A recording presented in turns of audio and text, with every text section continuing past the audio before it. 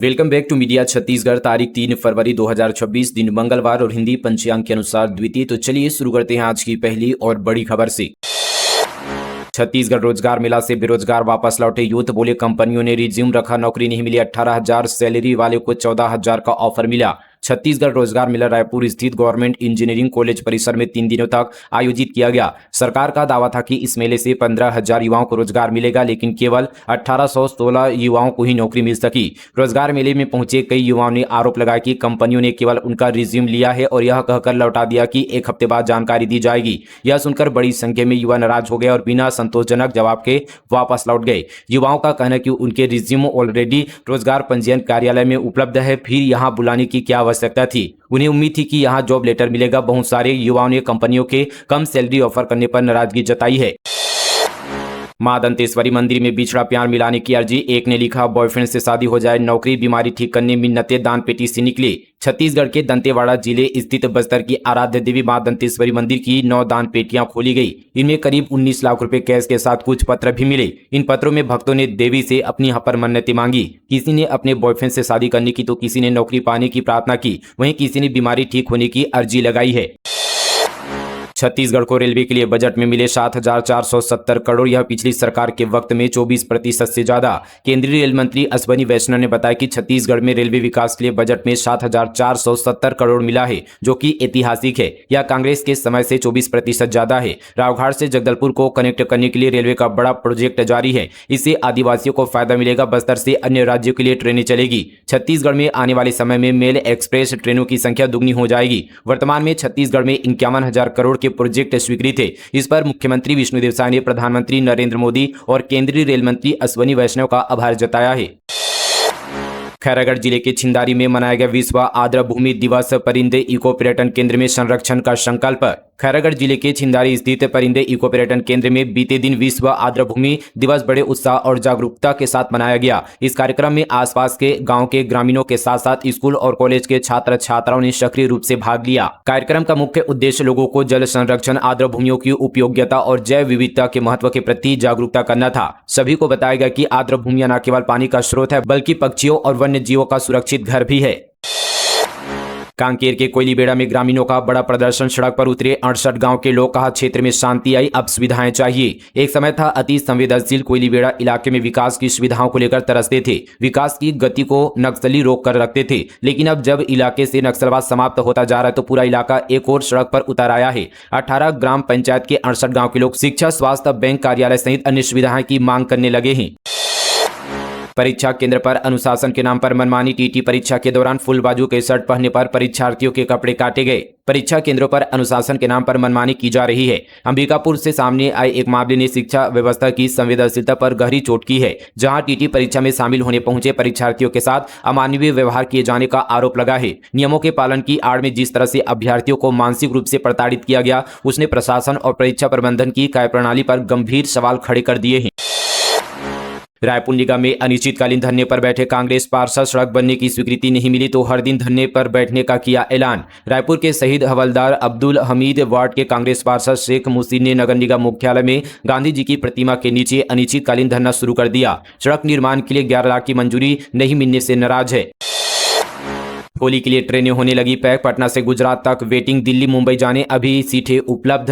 होली का पर्व नजदीक आते ही ट्रेनों की बुकिंग तेजी से होने लगी है। रायपुर से महानगरों की ओर जाने वाली लंबी दूरी की ट्रेनों में ऑनलाइन कंफर्म सीट बुक हो चुकी है, जिसके बाद कई ट्रेनों में अब वेटिंग शुरू हो गई है। वर्तमान में सबसे अधिक वेटिंग पटना की ओर से जाने वाली ट्रेनों में दिखाई दे रही है, जिसके बाद रायपुर से गुजरात व हावड़ा जाने वाली ट्रेनों में है। बता दें कि होली में बड़ी संख्या में लोग जयपुर, मथुरा भी जाते हैं। इस वजह से दुर्ग, अजमेर एक्सप्रेस और छत्तीसगढ़ में वेटिंग की संख्या अभी से स्लीपर में 50 तक पहुंच चुकी है, वहीं थर्ड एसी में 30 तक है। छत्तीसगढ़ के युवाओं को मिलेगा राष्ट्रीय स्तर का कौशल प्रशिक्षण। सांसद बृजमोहन की पहल से रायपुर में बनेगा NSTI। छत्तीसगढ़ के युवाओं के लिए कौशल विकास और रोजगार के क्षेत्र में ऐतिहासिक उपलब्धि सामने आई है। राजधानी रायपुर में राज्य का पहला राष्ट्रीय कौशल प्रशिक्षण संस्थान खोले जाने का रास्ता साफ हो गया है। यह महत्वपूर्ण जानकारी लोकसभा में सांसद एवं वरिष्ठ भाजपा नेता बृजमोहन अग्रवाल द्वारा पूछे गए प्रश्न के उत्तर में केंद्र सरकार ने दी है।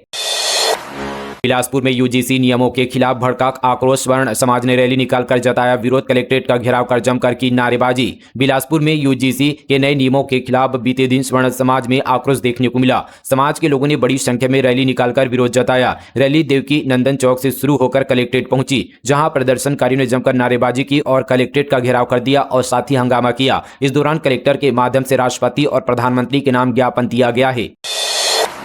भोरमदेव अभ्यारण्य में लौटी बाघों की दहाड़, ट्रैप कैमरों में कैद हुई बाघ बाघिन की तस्वीरें, जल्द शुरू होगी जंगल सफारी। वन्यजीव प्रेमियों के लिए एक शानदार खबर सामने आई है। कबीरधाम जिले के भोरमदेव की सुरमय पहाड़ियों और सघन जंगलों में एक बार फिर बाघों की दहाड़ गूंजने लगी है। वन विभाग द्वारा लगाए गए ट्रैप कैमरों में बाघ बाघिन और उनके शावकों की बेखौफ विचरण करती तस्वीरें कैमरे में कैद हुई है। यह इस बात का पुख्ता प्रमाण है कि भोरमदेव अभ्यारण्य अब बाघों के लिए एक सुरक्षित और पसंदीदा ठिकाना बन चुका है।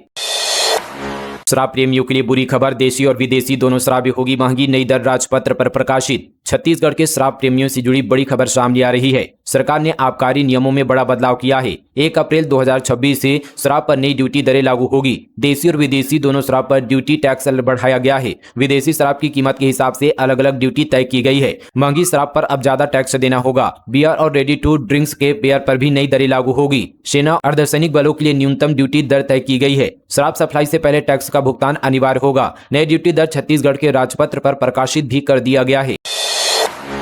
सरकारी नौकरी के नाम पर नाबालिग से दुर्ग में 8 साल तक बनाया शरण, रिटायर पीडब्ल्यूडी कर्मचारी अरेस्ट, कई हाई प्रोफाइल जांच के घेरे में। दुर्ग जिले में सरकारी नौकरी के नाम पर नाबालिग लड़की से का मामला सामने आया है। मामले में पीडब्ल्यूडी के एक रिटायर्ड कर्मचारी को गिरफ्तार भी किया गया है। अब तक कुल 3 आरोपियों की गिरफ्तारी हो चुकी है, जबकि 3 अन्य आरोपी की तलाश जारी है। फरार आरोपियों में हाई प्रोफाइल लोग शामिल बताए जा रहे हैं।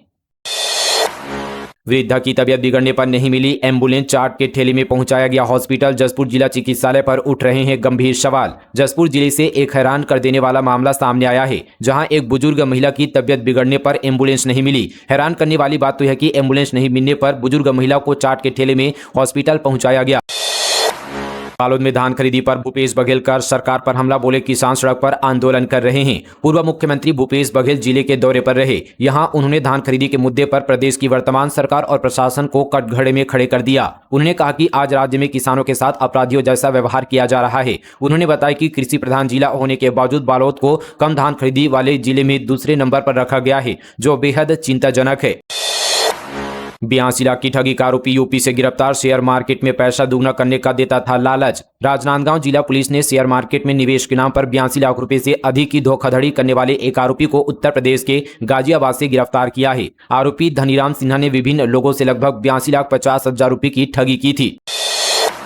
14 परिवारों के 66 सदस्यों की घर वापसी, विधायक भावना बोहरा ने पैर पखार कर किया स्वागत। कबीरधाम जिले के धर्मांतरण के मुद्दे के बीच अब घर वापसी का अभियान तेज होता जा रहा है। पंडरिया विधायक भावना बोहरा की विशेष पहल पर दमगढ़ क्षेत्र के 4 गांव के 14 परिवारों ने ईसाई धर्म छोड़कर अपने मूल सनातन धर्म में वापसी की। इस कार्यक्रम में कुल 66 सदस्यों का पारंपरिक विधि विधान से स्वागत किया गया। सागौन तस्करी के खिलाफ वन विभाग की सख्त कार्रवाई, 2 तस्करों के ठिकानों पर की छापेमारी, 5 लाख से अधिक की लकड़ी जब्त। उत्तर बस्तर कांकेर जिले के कापसी वन परिक्षेत्र में वन विभाग ने अवैध लकड़ी तस्करी के खिलाफ अब तक की बड़ी कार्रवाई की है। विभाग की टीम ने ग्राम पिपली में छापेमारी कर भारी मात्रा में अवैध सागौन की लकड़ी बरामद की है। इस कार्रवाई से इलाके के यहाँ पर लकड़ी माफिया में हड़कंप मच गया है।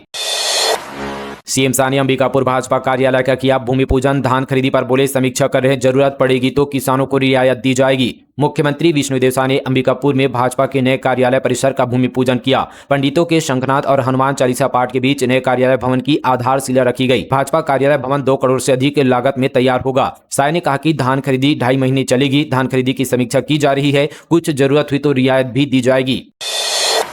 भारतीय किसान संघ ने कमरधा पंडरिया मार्ग पर किया चक्का जाम, गन्ने के दाम और धान खरीदी की तारीख बढ़ाने की मांग। कबीरधाम जिले में अपनी विभिन्न मांगों को लेकर भारतीय किसान संघ ने मोर्चा खोल दिया है। बीते दिन गन्ने की कीमत में वृद्धि और धान खरीदी की अंतिम तिथि आगे बढ़ाने की मांग को लेकर किसानों ने कमरधा पंडरिया मुख्य मार्ग पर चक्का जाम कर दिया। इस प्रदर्शन के कारण सड़क के दोनों ओर वाहनों की लंबी कतारें लग गई, जिससे यात्रियों और आम जनता को घंटों परेशानियों का सामना करना पड़ा।